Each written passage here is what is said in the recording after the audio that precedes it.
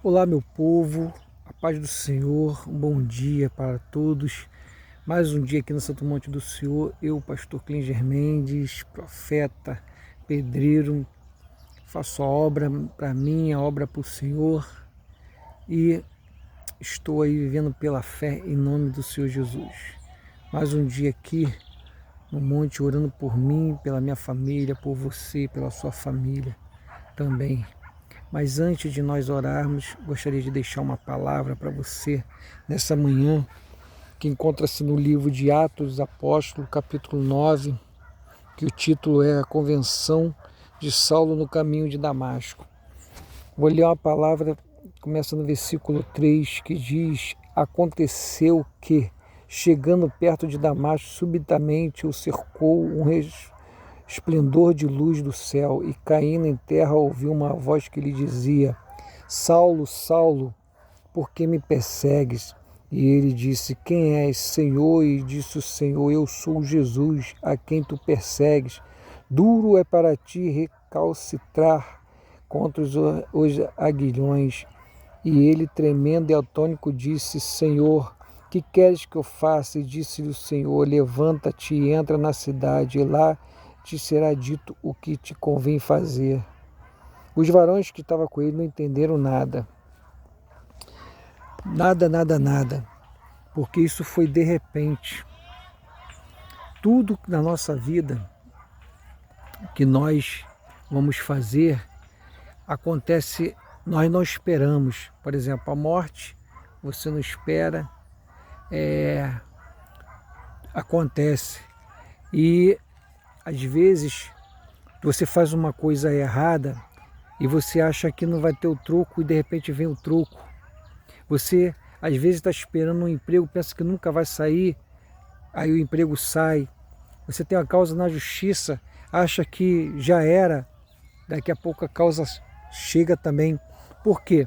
Porque tudo que nós fazemos aqui, Deus, Ele está vendo.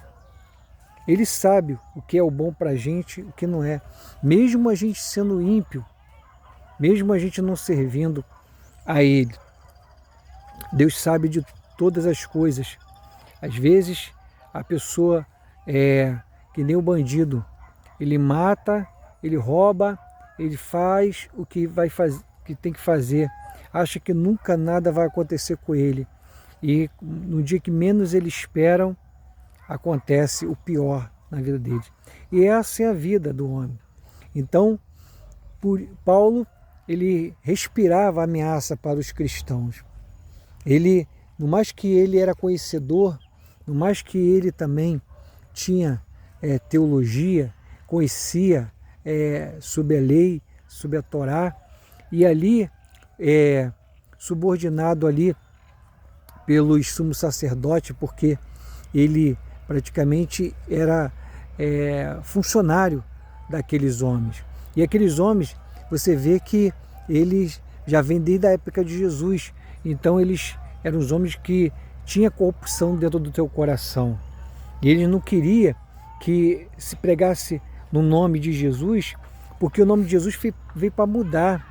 Veio para mudar o que é errado, para se tornar certo. E aqueles homens não aceitavam, porque senão os seus ganhos, que era muito, as suas riquezas, ia atrapalhar isso. Então eles apelidaram a pregar ali o evangelho do Senhor Jesus como seita.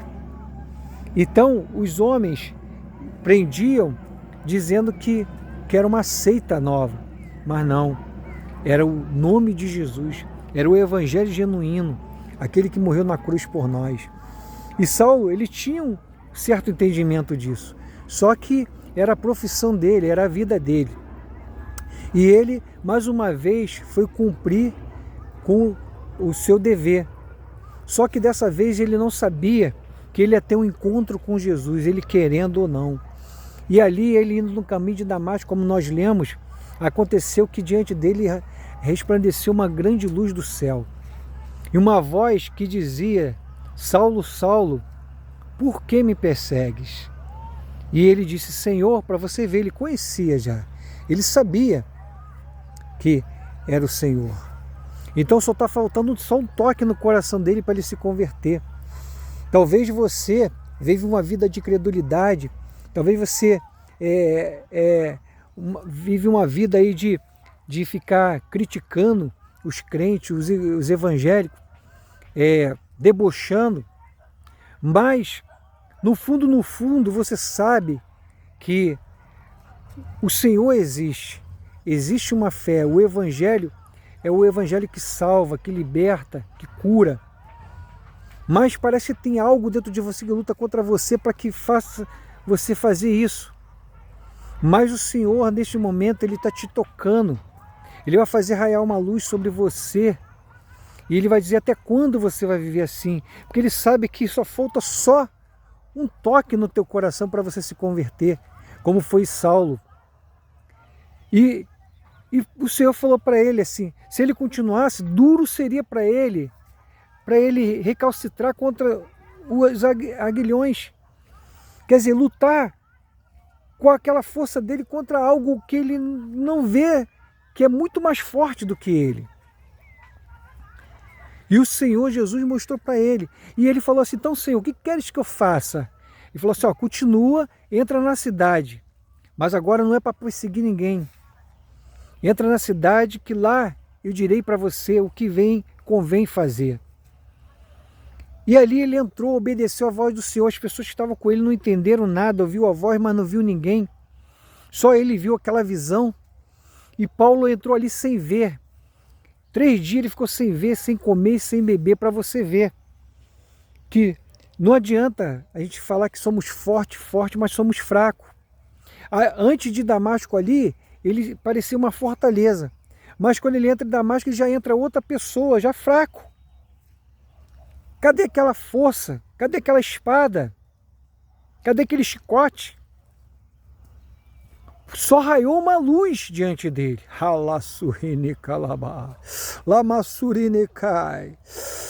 Só raiou uma luz.